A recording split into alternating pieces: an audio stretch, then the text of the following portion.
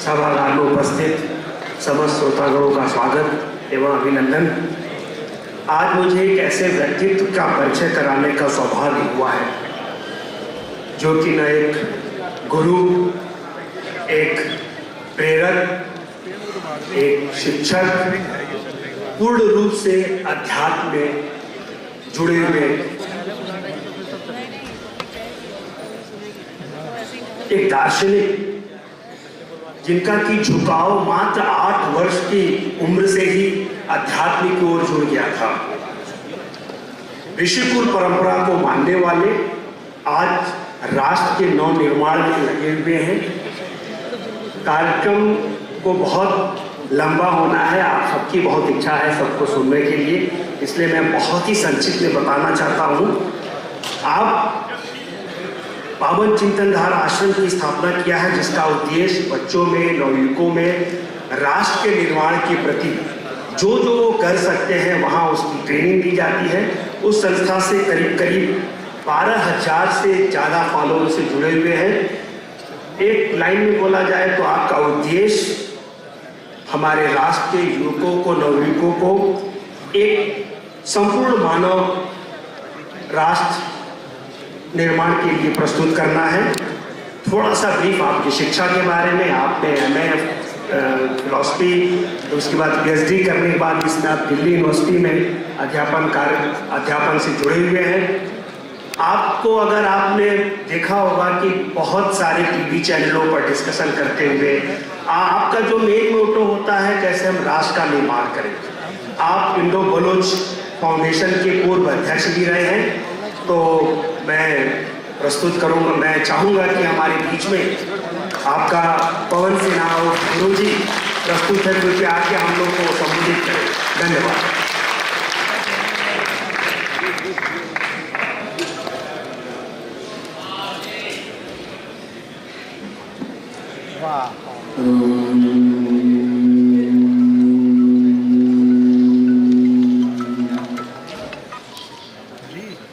माँ भारती को प्रणाम करता हूँ। महाकाल की इस धरती को और इस धरती वासियों को प्रणाम करता हूँ।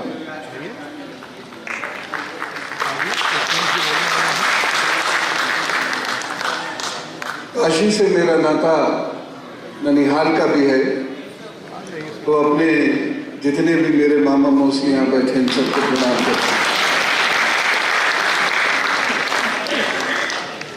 अग्रिम पंक्ति में सभी संत वृंदों को मेरा नमन।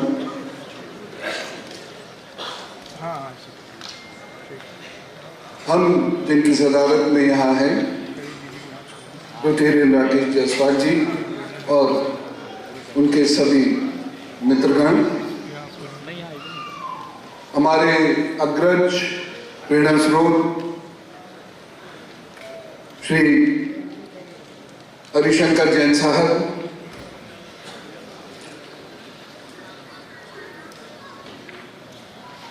मेरे बड़े भाई, हिंदू हृदय सम्राट और पूरे विश्व में हिंदुत्व की अलख जगा देने वाले, हम सबको साथ जोड़कर लेकर चलने वाले ऐसे श्री पुष्पेन भाई को प्रणाम।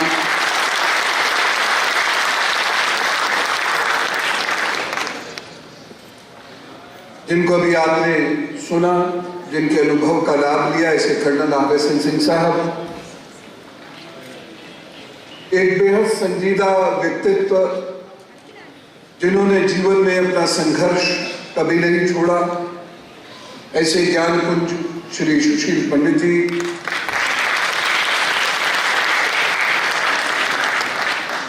और हम सबके बहुत प्यारे, बहुत चहेते और जिनका जन्मदिन भी है, ऐसे मेरे प्रिय विष्णु जी।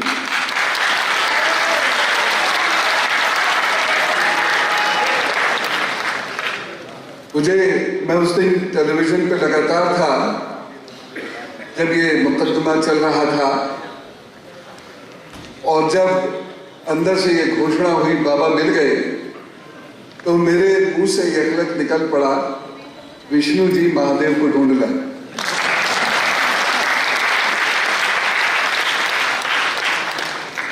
और इससे मेरे वो साथी जिनके दाढ़ी बड़ी थी लेकिन मूंछ छोटी थी या नहीं थी, वो थोड़े नाराज भी हो गए थे।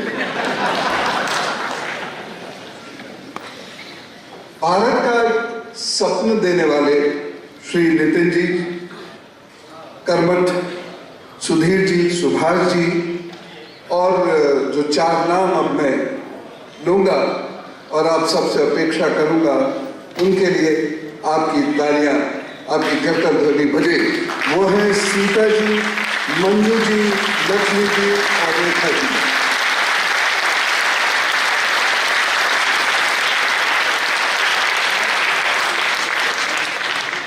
ये नगरी अद्भुत है। इस नगरी ने सृष्टि का इतिहास लिखा है। ये नगरी वर्तमान का इतिहास भी लिख रही है और ये नगरी भविष्य का इतिहास भी रचेगी।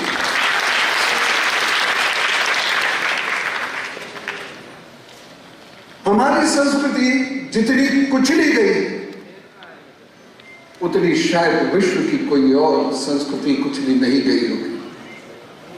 हमारी संस्कृति जितनी समृद्ध थी, उतनी शायद विश्व की कोई और संस्कृति समृद्ध नहीं रही होगी। लेकिन हमारी संस्कृति पर जो हमले हुए, सामान्यतः 712 से हमला हमें याद रहता है मोहम्मद बिन कासिम का, लेकिन ये हमले श्री कृष्ण के समय पर होने शुरू हो गए थे। काल यवन का नाम सबने सुना होगा। यवन से आप समझ गए इशारा किस ओर है, और श्री कृष्ण ने पटकी दे दे के उस यवन को मारा था। आज तरीके बदल गए। श्री कृष्ण के समय में भी तरीका अलग था। उन्होंने एक ऋषि की तरफ उसको भेज दिया कि जाओ। उस ऋषि, वो ऋषि ध्यान में थे और उनके नेत्र खुलते ही उससे अग्नि बरसती थी। काल यवन जब वहां पहुंचता है तो उसने ऋषि को जगा दिया और ऋषि का गुस्सा टपका और वह भस्म हो गया। कुछ इसी प्रकार का तरीका हमारे श्री हरिशंकर जैन जी और विष्णु जैन जी अपना रहे हैं। यह विचित्र संस्कृति है जो फिल्मों में दिखाई जाती है, और अद्भुत बात यह है कि यहां पर हमेशा आचार्य की धोती खुलती है लेकिन लुंगी किसी के नहीं खुलती।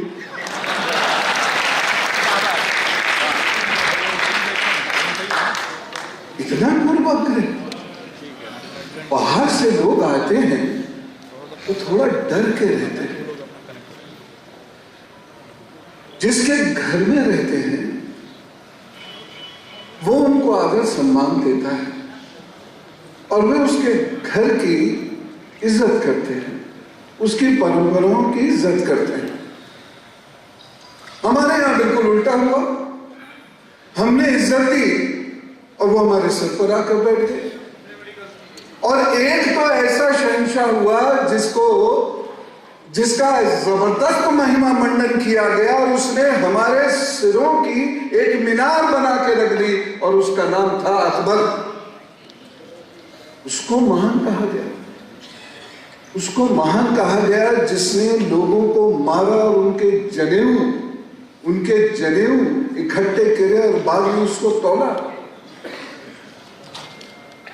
हमने उसको महान कहा जिसने हमारे ऋषियों को, संतों को परेशान किया। ये तो जब वो आखिर दौर में चला तो आखिर दौर में मुसलमान हो गया, नहीं तो ये वो शख्सियत थी जिसने भारत को कुचलने में कोई कसर नहीं छोड़ी। लेकिन भारत के लोग और महाराणा प्रताप, भामाशाह, इन सब लोगों ने उसको ना कुचलने चलता किया।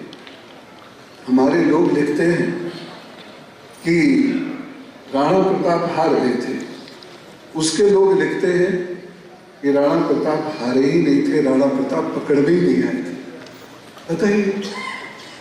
हमारे लोग देखते हैं कि पुरु अलेक्जेंडर से हार जाता है और पुरु का जो इतिहास और अलेक्जेंडर का जो इतिहासकार है हेरोडोटस, वो लिखता है युद्ध ही नहीं हुआ था। कैसा विचित्र देश है। और इस देश को जगाने के लिए जो कार्य किया है लोगों ने, महान है वो लोग। और जो आज भी जो कार्य कर रहे हैं, महान है ये लोग। और इन लोगों के लिए कर्तव्य होनी चाहिए।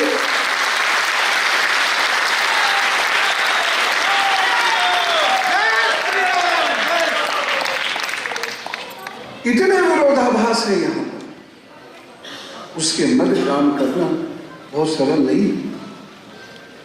ये एक ऐसा देश है जहां पर 80% वोट नहीं समझा जाता, 20% वोट के लिए इस संस्कृति को कुचलने में कोई कसर नहीं छोड़ी जाती।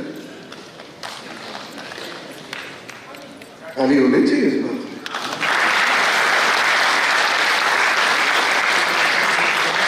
और यही से जो भी कर्नल साहब कह भी रहे थे, और आज उन्होंने इशारा नहीं किया बल्कि पूरा दरवाजा खोल कर दिखाया हमको कि जो उन्होंने बात कही वो यही बात है।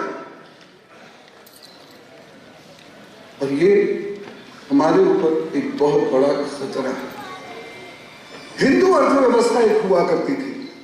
देखिए, जब हम बात करते हैं हिंदू राष्ट्र की या जब हम बात करते हैं हिंदू राज्य की, तो उसकी समस्त व्यवस्थाओं को देखना पड़ेगा, चाहे वो धार्मिक व्यवस्थाएं हो, चाहे आध्यात्मिक व्यवस्थाएं हो, चाहे आर्थिक व्यवस्थाएं हो, चाहे वो राजनीतिक व्यवस्थाएं हो। हमारी जो आर्थिक व्यवस्था थी, हिंदू अर्थव्यवस्था के नाम से जानी जाती थी, कुचल दी गई। हमारी जो धार्मिक व्यवस्था थी, जिसकी तरफ हमारे अग्रज श्री जैन साहब ने भी इंडिकेट किया, क्या जरूरत पड़ी है हम लोगों को मानसिक गुलामी का प्रदर्शन व्यास पीठ पर बैठ के करने की? क्यों? किस बात का डर है?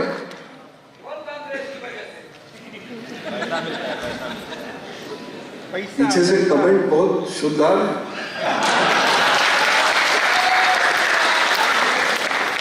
और देखिए, मेरी मामा की नगरी है, आप भी मेरे छोटे मामा ही होंगे।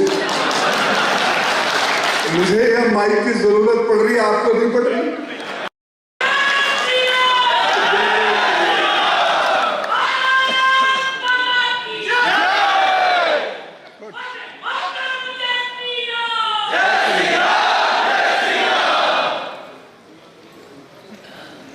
मैंने ढूंढा एक प्रथा थी और उसका इल्जाम हम पर लगाया जाता है, लेकिन मैंने ढूंढा इसका इल्जाम अकबर के सर लगाना चाहिए। जिन लोगों ने अकबर के सामने झुकना मंजूर नहीं किया, अपने धर्म को बेचना स्वीकार नहीं किया, दूसरे धर्म की दास्ता को स्वीकार नहीं किया, अकबर ने उनके सर पर मैला रख दिया कि इसे दो, या तो मुसलमान बनो, नहीं तो ये ढोना पड़ेगा। उन्होंने मैला ढोया जनाब, लेकिन अकबर की दास्ता को स्वीकार नहीं किया। इस देश में ऐसे वीर हैं और उनका नाम नहीं जानते, बस प्रणाम करना चाहिए। किन किन लोगों के नाम हैं? अगर हम मध्यकाल की बात करते हैं, कासिम है, गजनवी है और औरंगजेब है। औरंगजेब के बारे में मैं एक बात कहना चाहूंगा, और वो ये है, गजब का बेवकूफ आदमी था। उससे बड़ा बेवकूफ इतिहास में ढूंढने नहीं मिलेगा आपको, जिसने हमारा मंदिर तोड़ा, निशान रहने दिए, और वही ढूंढ लाया आप लोग। कहीं सुल्तान कहीं ऐसा होता है? अगर दुश्मन देश में घुसना भी हो और निशान भी ना छोड़ना हो, तो ये माननीय प्रधानमंत्री नरेंद्र मोदी से सीखे।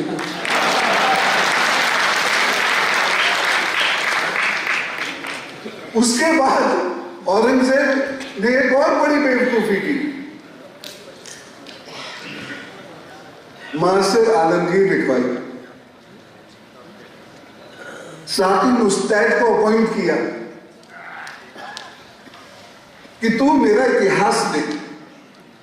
उसने उसका 50 साल का इतिहास लिख दिया और वही इतिहास आज हम लोगों के लिए कोर्ट में नजीर बन गया कि ये तो बंदर था। लेकिन अगर ऐसे सुल्तानों का जिक्र हमारी किताबें करेंगी, ऐसे सुल्तानों के नाम पर यदि हमारे यहाँ सड़कें होंगी, तो बताइए नेक्स्ट जनरेशन पे कितना बड़ा प्रभाव पड़ेगा कि हमारे सुल्तान इतने मूर्ख हुआ करते थे। बिहार में बेवकूफ आदमी मारता किसे? सबसे पहले तो अपने भाइयों को निपटाता है और उसके फॉलोअर्स कहते हैं कि राम जी कल्पना है जो अपने भाइयों को प्यार करते हैं। जिनके एक भाई भरत जी कत्ती ठुकरा देते हैं, राम जी की खड़ाऊ रखकर उनके नाम पर शासन चलाते हैं। उस देश के राम को कल्पना देता है।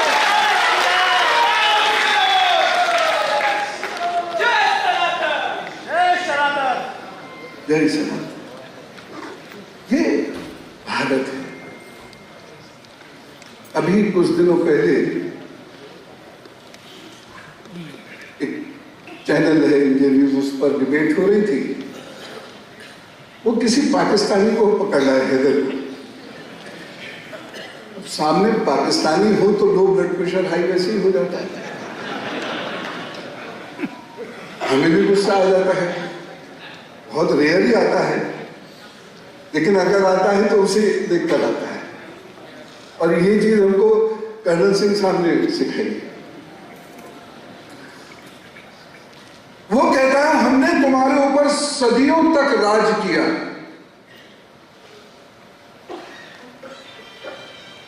आप इस बात पर कभी विश्वास मत करना, कभी विश्वास मत करना।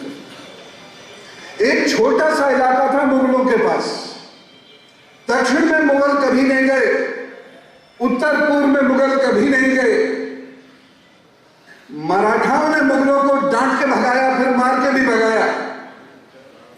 आगरा, दिल्ली और पंजाब के कुछ हिस्से, बस ये मुगलों का राज था।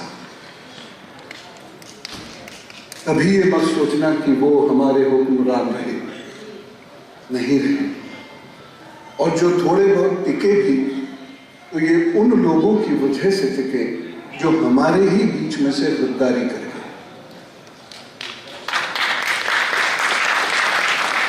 और यही लोग आज भी सुरक्षा के लिए बहुत बड़ा खतरा है।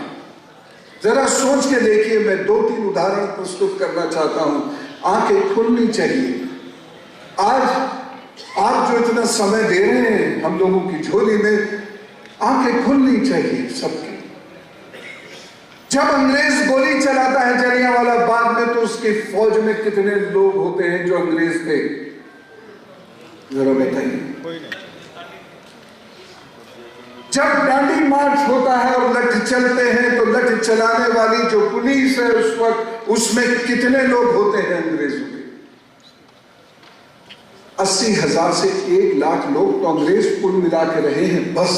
बाकी जो शासन चलाया है वो जयचंदों के आधार पर चलाया है।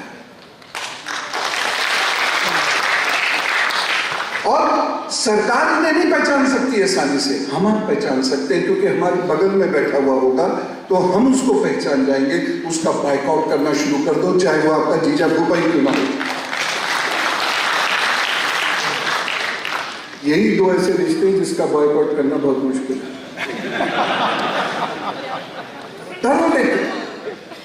जिस दिन ये 2 लोग, एक तो डरने लगे हैं, इतने ही बहुत थे उनके लिए, और दूसरी तरफ जिस दिन ये वाले जयचंद और डरने लग जाएंगे, तो जो अभी जैन साहब ने कहा था ना, किंतु राष्ट्र स्थापित होने की बात वो हो जाएगी।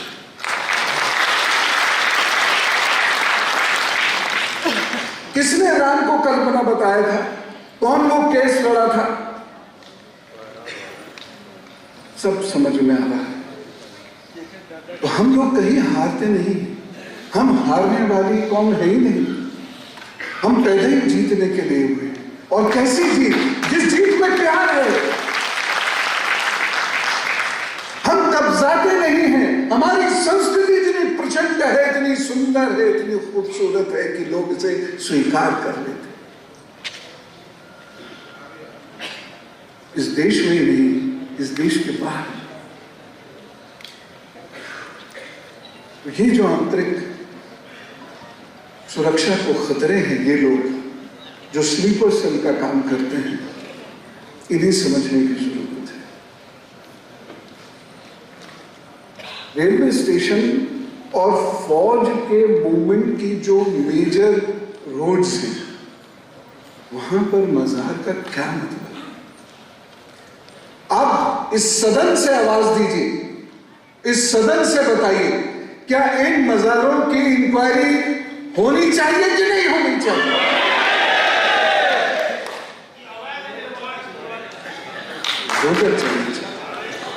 पता ही नहीं नीचे कौन आके लेट गया।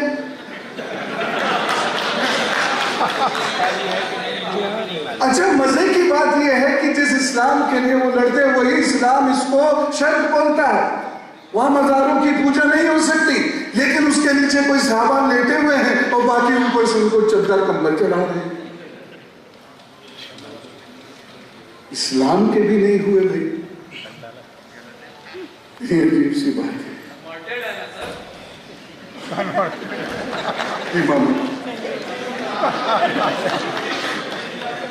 बिल्कुल।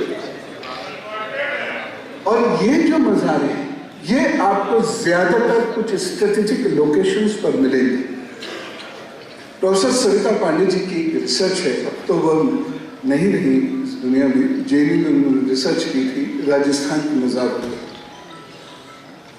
काश कि आप उस रिसर्च को पढ़ें, समझ में आएगा कि किस तरीके से जो हमारे मेन पॉइंट्स हैं, जहां से हमारी फौजें किसी अटैक को डिफाई करने के लिए जाएंगी, वहां सब जगह ये चीजें मौजूद हैं। ऐसा उनकी रिसर्च ने कहा। सोचने की बात है। वो पाकिस्तानी हमको समझा रहा था कि हम असहिष्णु हैं।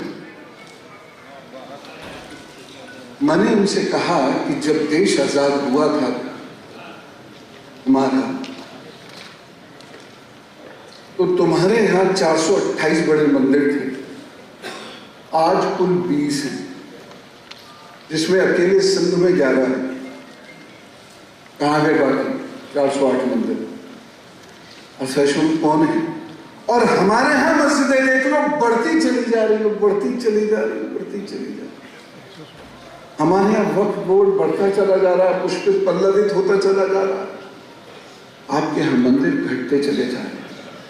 15% की आबादी थी हिंदुओं की पाकिस्तान में, आज घट के 1.6% रह गई। या जला दिए गए, या मार दिए गए, या उनकी बेटियां कन्वर्ट कर दी गई। ऐसी खतरनाक त्रासदी से हम पाकिस्तान में रोज रूबरू होते हैं। मत भूलिए बांग्लादेश में हमारे साथ क्या होता है। 11 परिवार एक दिन में जला के मार दिए जाते हैं, और गलती से फितने की वो नवरात्र पूजन कर रहे थे। खून उनके घरों के आगे फेंक दिया जाता है और हंसा जाता है। चलो लड़के हैं कर गए, लेकिन बुजुर्गवारों को तो रोकना चाहिए था ना, वो भी नहीं रोके। गलती सिर्फ इतनी थी कि हम पंडाल सजा रहे, यहां इज्तिमा के लिए 5-5 लाख लोग इकट्ठा होते हैं, सड़कें अवरुद्ध हो जाती हैं, उनको रास्ता देते हैं। आज भी कई घंटे रास्ता दिया था।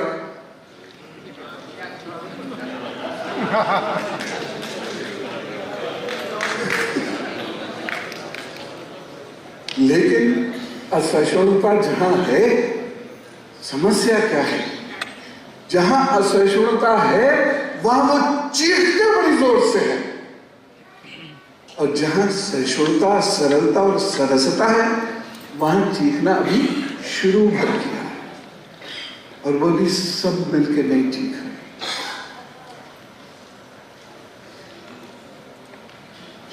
एक और बात मैं आपको बताना चाहूंगा, और इसके लिए आपको ही काम करना पड़ेगा। धीरे धीरे हिंदुओं को अलग किया जा रहा है। एक विशेष वर्ग है, उसको भड़काया जा रहा है, कन्वर्जन कराया जा रहा है, और उनको ये समझ में आ गया है कि इस्लाम में कन्वर्जन नहीं करा सकते। अब बाबा जी यहाँ पर हैं, योगी जी यहाँ पर हैं, दादाजी वहां पर हैं, मोटा भाई भी वहीं बैठे हुए हैं लुधियाना जोन में, तो वहां तो अब मुश्किल हो गया है। तो उन्होंने एक नया कार्य शुरू किया, बुद्धिज्म में परिवर्तन करना। देखिए, भगवान बुद्ध हमारे भगवान हैं, आप उनकी उपासना करना शुरू कर दीजिए। ये तो धरती भगवान बुद्ध की धरती है, उनकी उपासना करना शुरू कर दीजिए। लेकिन समस्या यह होती है कि जब आप 15,000 लोगों को लेकर एक ऐसी शर्मनाक शपथ लेते हैं, तब समझ में आता है कि मंसूबे कुछ और। भगवान बुद्ध की उपासना भारत में कौन कौन करेगा? भगवान बुद्ध के उद्देश्यों पे चलना किसे नहीं पसंद होगा? भगवान बुद्ध वो अहिंसा के पुजारी व्यक्तित्व हैं, जिनकी मार्ग, जिनकी राह पर चलकर पूरे विश्व में शांति हो सकती है। भगवान बुद्ध ने तो कभी ऐसा नहीं किया। वह तो उपनिषद पाठी, उपनिषद पढ़े। उनके 2 गुरुओं में से एक गुरु अनाराधनम जी, वह तो ब्राह्मण है। उनमें तो ये भाव ही नहीं था कभी। बाबा साहब की भी मैं बात करता हूं तो उनकी पत्नी ब्राह्मण है, उनमें भी ऐसा कोई भाव नहीं था। 50,000 पुस्तक पढ़ ले जो व्यक्ति, सोचिए उसके दिमाग की कितनी महान अवस्था और स्थिति हो। लेकिन ये कौन लोग हैं, इसका विश्लेषण करना बहुत जरूरी है। और गैर राजनीतिक रूप से अगर करेंगे तो बहुत जल्दी चीजें समझ में आएंगी। इसीलिए अगर आप मुझसे ये पूछते हैं कि सॉल्यूशन क्या है, तो सबसे पहला सॉल्यूशन यही है मेरी तरफ से कि अपने भीतर बैठे लोग, अपने समाज में घुसे वो लोग जो भारत के साथ, भारत के धर्म के साथ द्रोह करते हैं, उन्हें पहचानिए और उनका शोषण बाइकाट कर दीजिए।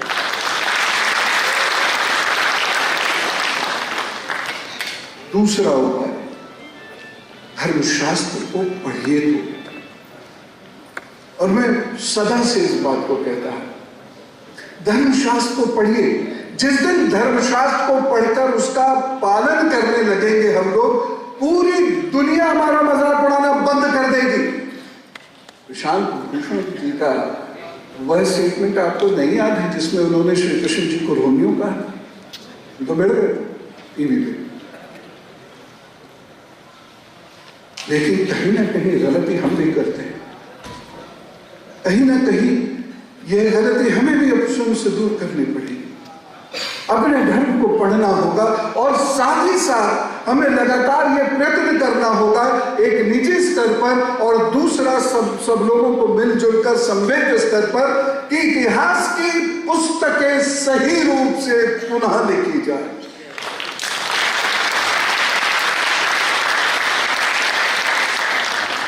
तब समझ में आएगा महादेव कौन है। आज के बच्चे को ज्योतिर्लिंग और शिवलिंग के बीच का अंतर नहीं पता है। आज का बच्चा मंदिर जाने में संकोच करता है।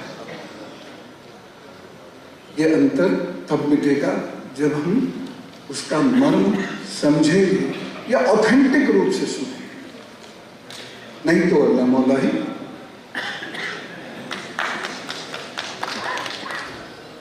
एक और बात बताऊं, आंतरिक सुरक्षा की बात आती है तो हमारी उंगली सीधी पाकिस्तान पर उठती है। ऐसा नहीं, वो तो एक लिहाजा मात्र है। और बहुत सारे देश हैं जो इस प्रकार से हमें कमजोर कर रहे हैं जिससे हमारे बाजार पर कब्जा किया जा सके। लड़ाई अर्थव्यवस्था और संस्कृति की ही होती है, युग चाहे कोई भी हो।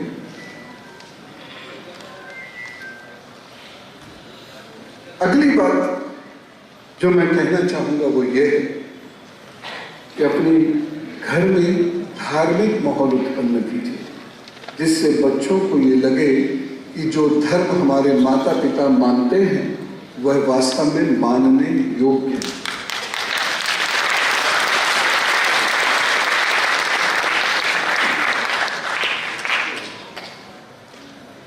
21 जुलाई 2021 में ड्रोन ने कुछ हथियार गिराए थे, एयरफोर्स स्टेशन पे टेस्ट किया था।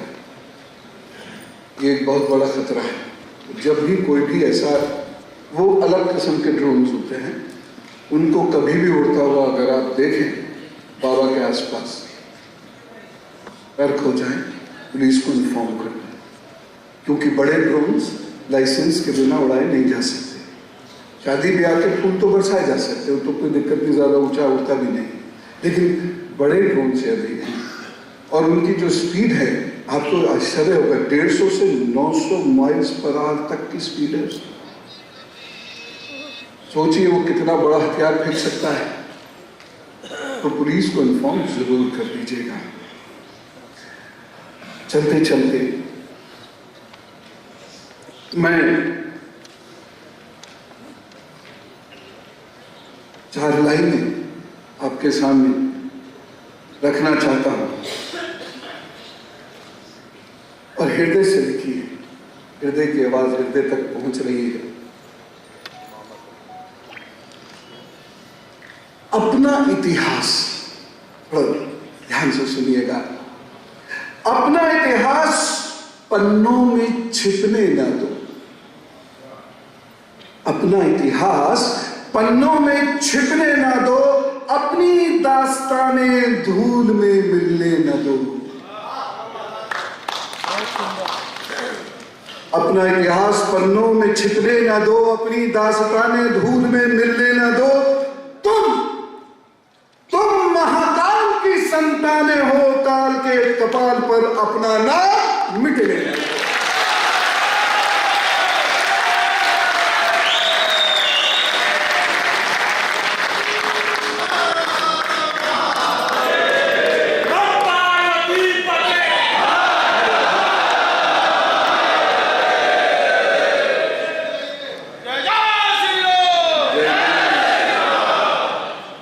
सभी लोगों ने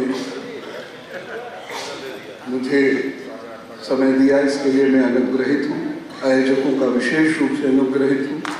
आसान नहीं होता इतना बड़ा आयोजन करना, लेकिन सब लोगों ने ऐसा किया, इसके लिए उनको हृदय से बहुत साधुवाद। और फिर से उन 4 महान स्त्रियों को, श्री हरिशंकर जैन जी को, विष्णु भैया को, कर्नल अरशद सिंह साहब को, हमारे अग्रज श्री पुष्पेंद्र जी को और श्री सुशील पंडित जी को मैं फिर से साधुवाद कहता हूँ और आप सब पर महाकाल की कृपा बनी रहे, ये कहते हुए